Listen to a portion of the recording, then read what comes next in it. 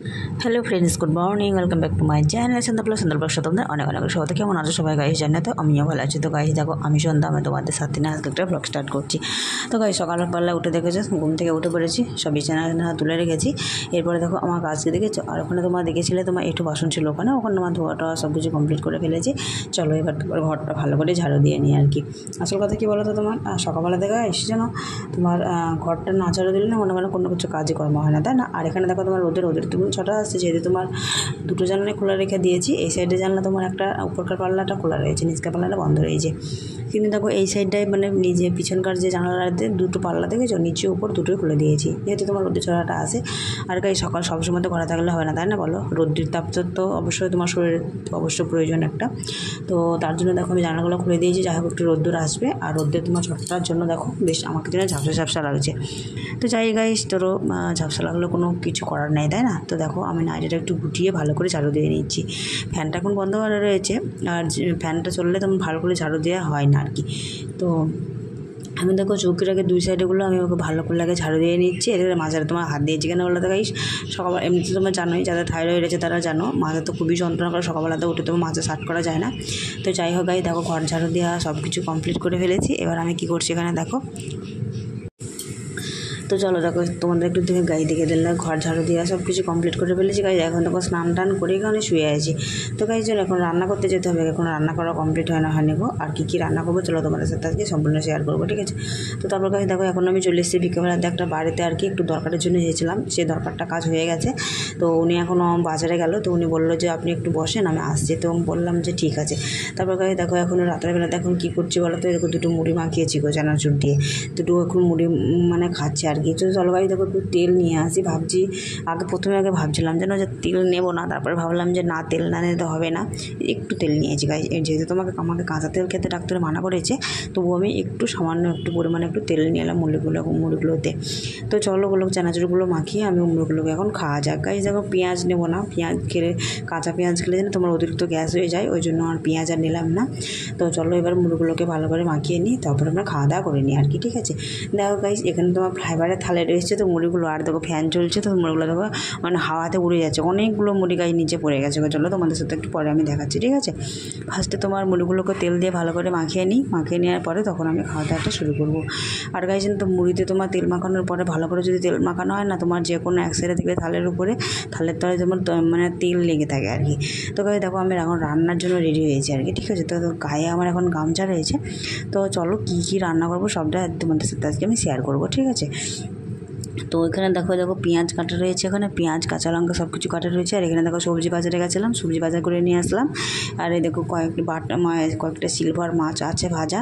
তো ওই মাছ ভাজাগুলো মানে রান্না করবো আর কি। মাছ ভাজাগুলো দিয়েছিল একজনা, তো ওদের পুকুরের মাছ তো ওই জন্য আমাকে দিয়েছিল মাছ ভাজাগুলো, 4টে দিয়েছে।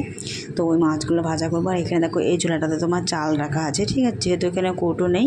আর দেখো গ্যাসটা আমি নিয়ে এসেছি বাইরের দিকে রান্না করছি আর কি। তো দেখো গাইস এখন ফাইনালি তোমার কি রান্না হচ্ছে এখানে, তোমার আলু দিয়ে পটল দিয়ে আর সে মাছ দিয়ে রান্না না, এটা গাইস তো সরি তোমাদের ভুল বললাম, এটা তোমার আলু পটলের সবজি বানাচ্ছি গো। আর মাছটা ওর মধ্যে দিইনি, কারণ তোমার ভাজা মাছ তো যদি তোমার একটু গ্যাস আসে, তো ওই জন্য আর কি আমি আলু পটলের একটা হাতাভাজি মতন করেছি আর কি। আর ও মাছটা শুধু পেঁয়াজ দিয়ে হাতাভাজি করবো। চলো যে আলু পটলগুলো যে মানে বিনিয়ে রেখেছিলাম পেঁয়াজের খোসা টোসাগুলো, এগুলো একটা প্লাস্টিকে ঢেলে রাখবো, যখন আমি নিচে যাব তখন ওখানে ফেলার জায়গা আছে, তো সেখানে খেঁচড়াগুলোকে ফেলে দিয়ে আসবো। তো এখনকার মতো তোমার প্লাস্টিকে করে ভালো করে তোমার গুছিয়ে রেখে দিই। এই দেখো আমি ভালো করে গুছিয়ে এখন রেখে দিচ্ছি। আর দেখো আমার পিছনে গায়ে জানালাটা খোলা রয়েছে, তাই আমাকে ঝাপসা দিলে দেখা যাচ্ছে, তাই না? দেখো ওই জন্য আমি কি জানলার এখানটায় বসেছি। যাই হোক আমি ফার্স্টে দেখতে পাইনি, ক্যামেরাটা তোমার ওখানেই রাখা হয়েছে। যাই হোক একা ভিডিও করলে যা হয়, তাই না গাই?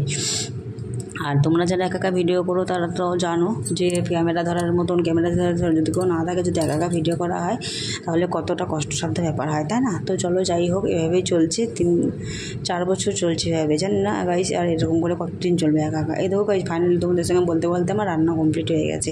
এখানে তোমার রান্না করেছি আলু পটলের হাতাভাজি, আর সে মাছটা পেঁয়াজ দিয়ে হাতাভাজি করেছি। আর এখানে দেখো গাই লাস্টে ভাত হচ্ছে, ভাতটা হয়ে গেলে তখন আমি খাওয়া দাওয়া করে নেবো। ফাইনালি গাইস দেখো এখানে ভাত রান্না করে নিয়ে চলে এসেছি ঘরে।